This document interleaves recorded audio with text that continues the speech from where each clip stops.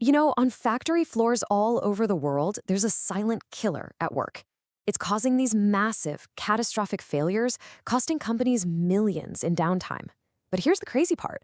What if the clues to stopping it were right there in front of us the whole time, just waiting to be read? Okay, so let's start with the puzzle, a real paradox. Think about this. Industrial electric motors, right? These things are built like tanks. They're designed to run for 20 years easy. So why on earth do they fail all the time, completely out of the blue?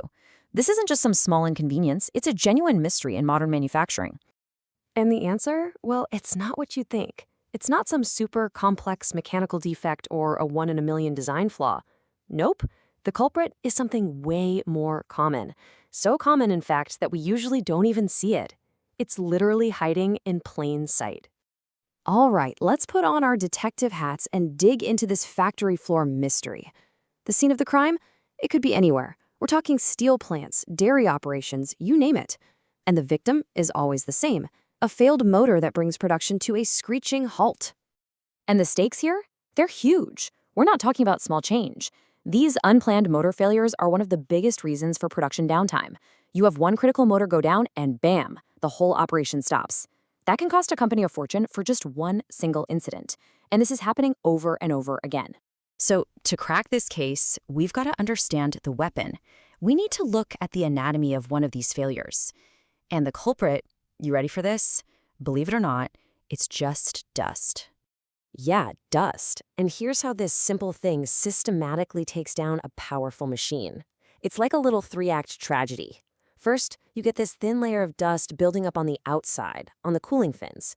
It acts like a blanket, trapping heat and making the motor run way hotter than it should. Then, Act 2.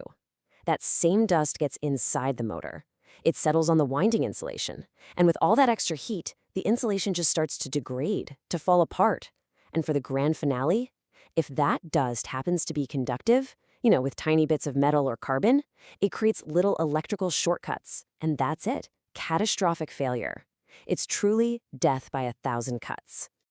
But here's the thing, and this is absolutely crucial. A motor doesn't just die silently. It doesn't go from perfectly fine to broken in a second. It actually sends out warning signs. Think of them like whispers. Whispers before the final breakdown. They are crystal clear signals that something's wrong if you just know how to listen for them. So what are these whispers? Well, there are 3 big ones. First, over a few weeks, you'll see the motor's temperature start to creep up, slowly but surely. Second, all that extra heat makes the metal parts expand, and that actually changes the motor's vibration signature, the way it hums and shakes. And finally, because it's working so much harder just to keep going, it starts pulling in more and more electricity. See? These aren't just random blips on a chart. They are clear, predictable trends. Which, of course, begs a really obvious question, right? If the motor is practically screaming for help with all these signals, why do we keep missing them?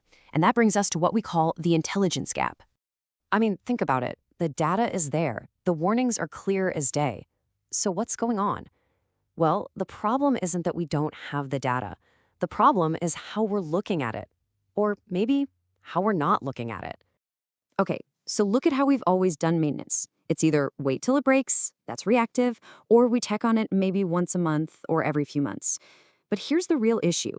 The data is siloed. It's like 3 different doctors looking at a patient, but none of them are talking to each other.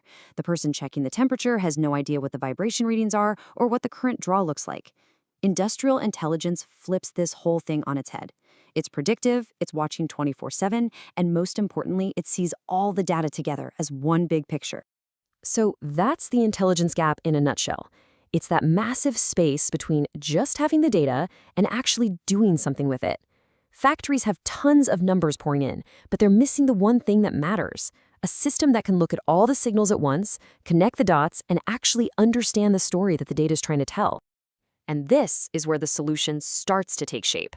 We have to completely change how we think about data. It's not just a dusty old record of what happened last month. We need to start treating it like our first responder, like the detective who shows up on the scene before the crime even happens. And why does this matter so much? The numbers tell the story. You could have a motor that costs, a few $100s to replace. But when it fails without warning, the production stoppage it causes could cost up to 4 lakh rupees. That is the real cost of this intelligence gap. It's never about the price of the spare part. It's always about the crippling cost of the downtime. So what does it look like when you close that gap? Let me walk you through it. In week 1, a smart system just watches and learns what normal looks like for a motor. It sets a baseline. Then maybe in week 2, it notices, the temperature is starting to drift up a little. Week 3, it sees the vibration pattern shift and the electricity use go up. By week 4, the system puts it all together, A plus B plus C, and says, wait a second, this is the classic signature of a dust-related failure about to happen. It sends an alert. A team goes out, cleans the motor, and that's it. Failure averted. No drama, no downtime, just simple proactive maintenance. And that, right there, is industrial intelligence. It's basically a system that's smart enough to connect the dots, to see the pattern hidden in all the noise, and to raise the alarm at just the right time. Not too early, not too late. You know, there's a quote from the source material we looked at that just nails it. It says, every Indian factory floor is already generating the data needed to prevent most unplanned failures. What has been missing is the intelligence layer to read it. The data has always been there. The machines have been talking to us all along. We just didn't have the translator. And that leaves us with a pretty big final thought, doesn't it? This whole expensive, disruptive problem, it was hiding in plain sight. And the data to solve it was being generated 24/7. All it took was a new way of looking at it. So it makes you wonder, what other critical problems are out there? In our industries, in our jobs, maybe even in our own lives? What problems are screaming for our attention right now, and we're just missing the clues because we're not listening to the right signals?